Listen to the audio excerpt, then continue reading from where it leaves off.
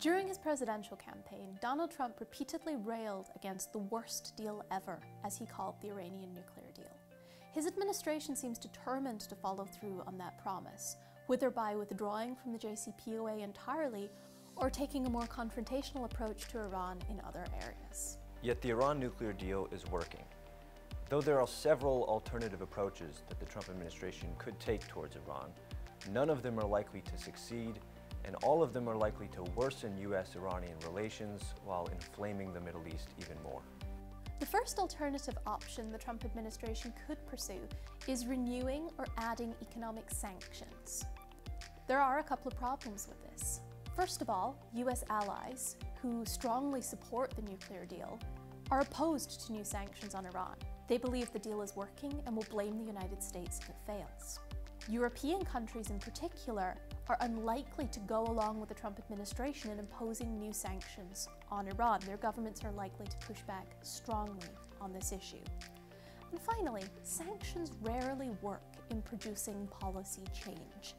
New sanctions on Iran have very little chance of actually producing better results or creating a better deal.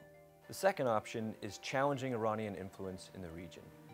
There's several problems with this approach as well.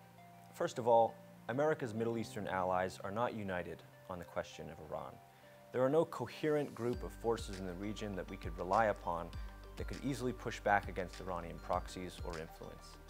This strategy also puts more of the burden on the United States, pulling us deeper into regional conflicts, undermining the campaign against ISIS, and increasing the risk to U.S. forces deployed in the region. The third alternative option for the Trump administration is so-called regime change from within, a strategy that would back Iranian pro-democracy groups in their quest to overthrow the Iranian regime. Again, there are problems with this approach.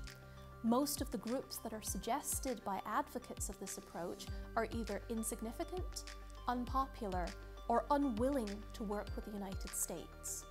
Academic research in recent history also shows that regime change rarely works, and when it does work, it typically doesn't produce a stable, friendly regime. Fourth and final option is direct military action.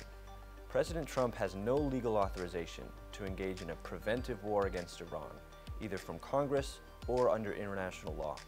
Even small-scale military confrontation is likely to escalate very quickly, requiring substantial U.S. force commitments and increasing the risk of retaliatory strikes.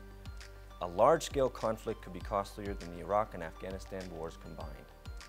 Finally, attacking Iran after the successful signing of the nuclear deal will only add to global suspicions that the United States engages in regime change without provocation and cannot be trusted to uphold its commitments. And this will only increase the incentive for states to seek a nuclear deterrent. So what's the alternative? The US must seek to uphold the JCPOA and build on a successful nuclear deal for cooperation in other areas of US-Iranian relations. This process might not solve every problem that we have with Iran today, but continued engagement is the best way to ensure better relations over the long term.